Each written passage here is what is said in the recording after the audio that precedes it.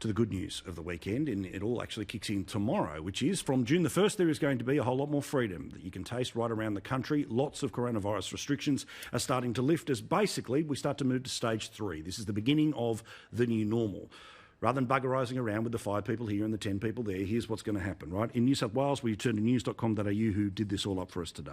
You're going to have unlimited travel across the state tomorrow. 50 people can go to a pub, a club, or a restaurant or a cafe. Now, 50 people per room is the number that might end up being the case in clubs, which means you could get up to 500 people on site. But that makes sense because, as we've talked all the way through this, a wine bar with only a couple of hundred square metres versus the thousands of square metres and multiple levels that exist in a club is why that's being opened up. Yes, the pokies are coming back as well. Museums and galleries are going to be open. As for weddings, it's 20 there, 50 at a funeral, and places of worship is now back to 50. All of that starting tomorrow in New South Wales. In Victoria, where things are still a little bit tighter, they're sort of moving more to out of stage 1 to stage 2 here. You can have unlimited travel across the state. However, you can have 20 people in your home. That's a better number than exists currently in New South Wales. You can have restaurants, cafes and dining, which will now be up to 20 people. All kids go back to school tomorrow in Victoria. It is weeks too late, but still the right thing's happening. You can have a group of 20 people outside, be it a picnic or an outdoor gym. You can have 20 people at an indoor or outdoor swimming pool. Museums, galleries, libraries, zoos, all of those open from tomorrow. Weddings and places of worship will have 20 people in them.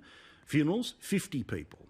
The difference between New South Wales and Victoria is that beauty, tanning, waxing, nail-ons, spas, tattoos and massage all open from tomorrow. Queensland starts to make its way from stage 2 to stage 3. Unlimited travel across the state, good for those struggling businesses. Cafes, restaurants, pubs and clubs can host 20 people, which is really good. In a couple of weeks' time, the same rules that apply in New South Wales about where those 20 people are, and multiples of 20 is good.